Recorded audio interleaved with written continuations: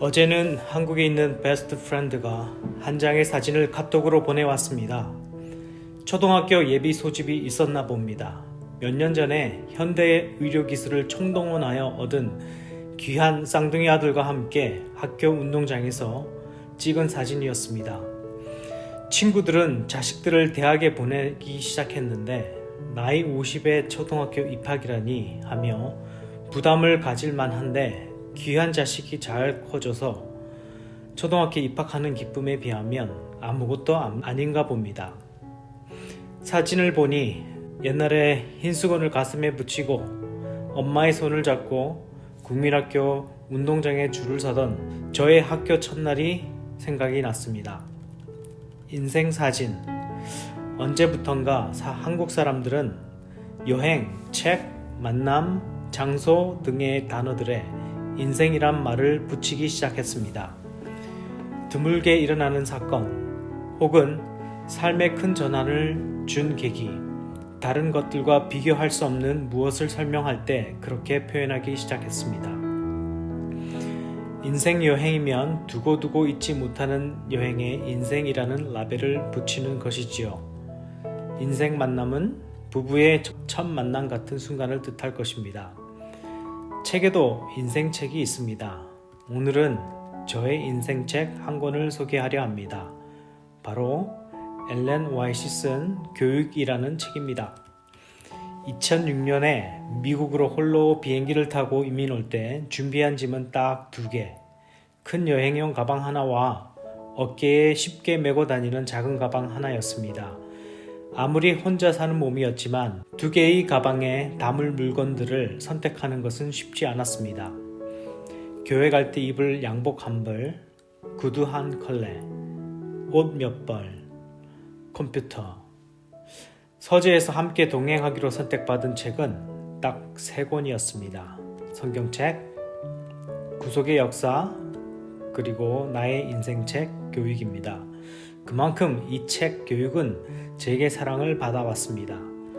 제가 교육에 지대한 관심을 가지고 있는 것은 아닙니다. 교육에 대한 저의 관심이나 지식은 보통 사람들이 갖는 수준을 크게 벗어나지 않습니다. 그럼에도 불구하고 이 책을 인생책으로 간직하는 이유는 이 책을 읽을 때마다 책 곳곳에서 선한 충동을 일으키는 영감의 글들을 만나게 되기 때문입니다. 돌이켜보면 이런 영감적인 문장들은 의식 속에서 사라져버린 듯하나 무의식에 남겨져 어떤 선택을 할 때 영향을 끼쳐왔습니다.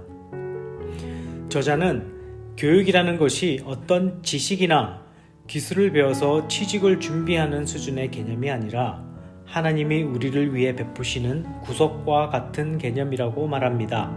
그러니까 구원을 과정으로 이해한다면 우리는 평생 하나님께 교육받는 사람들이어야 합니다. 그렇다면 우리는 어떻게 그런 교육을 받을 수 있을까요? 저자는 예수님께서 이 땅에 태어나 갈릴리 동리에서 살면서 받은 교육 방법 4가지를 소개합니다. 그분께서는 하나님께서 지정해 주신 자료를 통해 교육을 받으셨다. 유용한 일, 성경 공부, 자연, 인생 경험, 곧 스스로 손을 내밀고 눈을 떠서 이해하려고 하는 사람은 누구든지 충분한 교훈을 얻을 수 있는 하나님의 교과서로 직접 공부하신 것이다. 예수님께서 받은 이 4가지 교육 방법으로 우리는 어느 곳에서도 언제든지 교육을 받을 수 있습니다. 우리가 잘 아는 요셉은 어두운 감방에서도 이집트의 총리가 될 자질을 교육받았습니다. 우리 환경이 하나님이 주시는 교육을 받기에 요셉보다도 더 나을 것입니다. 예수님이 받으신 교육 방법 이 4가지를 잊지 말아야 하겠습니다. 이 중에서 유용한 일을 특별히 살펴보고자 합니다.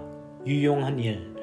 일은 하나님이 우리를 교육하시는 방법입니다. 어떤 일을 하면서 우리의 품성이 변화됩니다. 일이 어떠한 가치가 있는지 저자는 이렇게 기술했습니다. 청소년을 훈련하여 손으로 무엇인가 유익한 일을 하게 하고 자기에게 주어진 인생의 짐을 지게 하자. 이것만큼 효과적으로 마음과 품성을 성장시키는 방법은 없다. 인생이란 진지한 일, 책임을 지고 고생스러운 일을 하는 것이라는 사실을 청소년에게 가르쳐야 한다. 그런데 현재 한국인 90%가 도시에 살며 그중 대다수가 아파트에 거주합니다. 도시 거주민의 자녀들은 자연과 거리가 멀고 활동 공간은 극히 제한적입니다. 그래서 아이들이 컴퓨터 게임에 몰두하는 것은 어쩌면 당연한 현상일 것입니다. 그걸 막기 위해서 이른 나이부터 아이들을 학원 뺑뺑이로 모는데 아이들이 실제적 삶의 기술들을 배우지 못하고 성인으로 자라버리고 맙니다. 그래서 어른이 되어 인생의 도전을 경험할 때 그 도전에 쉽게 좌절하고 일어서지 못하게 됩니다. 한국이 자살률이 높은 것도 이와 관련되어 있다는 생각이 듭니다. 도시 생활의 결과라 하겠습니다. 우리 아들이 5살인데 저와 함께 밭에서 곧잘 일합니다. 저와 함께 풀도 깎고 버섯도 나무에 심었습니다.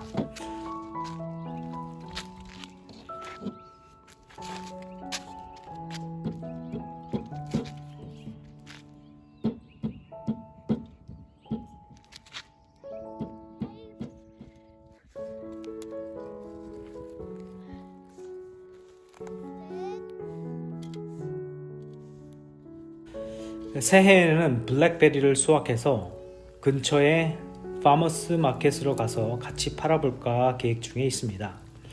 실제적 교육의 중요성을 이 책, 교육을 읽지 않았다면 몰랐을 것입니다. 이 책이 없었더라면 우리 아이는 지금 어느 학원에 앉아 산수 문제를 풀고 있을지 모르겠습니다.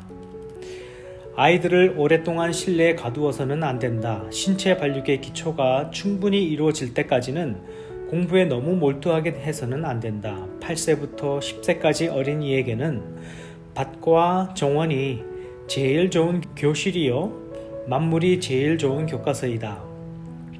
아이가 학교에 다닐 나이가 되더라도 책에서 얻는 지식보다 건강을 더 중요한 문제로 여겨야 한다.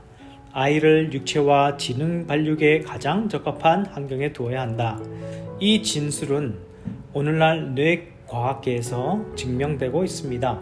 조기 교육이 불필요할 뿐만 아니라 오히려 너무 이른 나이에 문자를 가르치면 아이의 창조성을 떨어뜨린다는 것입니다. 야외 활동을 많이 하는 것이 뇌 발달에 오히려 더 도움이 된다는 것이죠.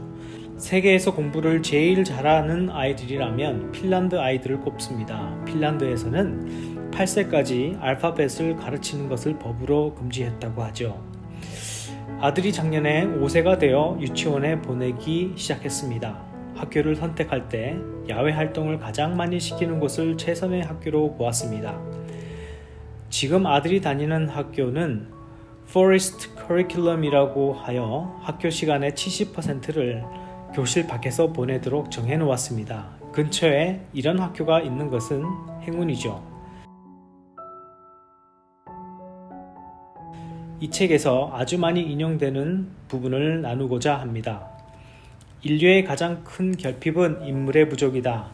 그 인물이란 매매되지 않는 사람, 심령이 진실하고 정직한 사람, 마치 나침반의 바늘이 틀림없이 남북을 가리키듯이 양심이 그 의무에 충실한 사람, 비록 하늘이 무너질지라도 옳은 일을 위하여 굳게 서는 그런 사람들이다. 저는 너무 아쉽습니다. 사실 이 인용문이 여기까지만 소개되어 우리는 중요한 부분을 놓칩니다. 정작 중요한 부분은 바로 그 다음 문장에서 이어지기 때문입니다. 그러나 이런 품성은 우연히 형성되는 것이 아니다. 이것은 하나님의 무슨 특별한 은혜나 천분으로 되는 것도 아니다. 고상한 품성은 극기와 저급한 성품을 버리고 고매한 성품을 가지려는 노력의 결과, 곧 하나님과 사람에게 사랑의 봉사를 하기 위해 자아를 내어 맡기는 자기 수련의 결과이다. 이 부분을 읽을 때면 희망의 불이 기지개를 펴니다. 누구나 과거가 어떠하든 타고난 성품이 아무리 형편없더라도 극기와 노력, 하나님과 사람에게 봉사하는 과정을 통해 인물이 되어 간다는 사실, 저같이 부족한 사람에게 이 기별은 금덩어리와 같이 소중하다 하겠습니다. 인물은 타고나는 것이 아니다. 만들어져 가는 것이다. 그 일은 바로 인간의 선택과 하나님의 지도로 이루어진다. 책 속의 많은 내용을 나누지 못하여 매우 아쉽습니다. 2021년 이 교육책과 함께 하나님께서 마련하신 학교에 입학하지 않으시렵니까?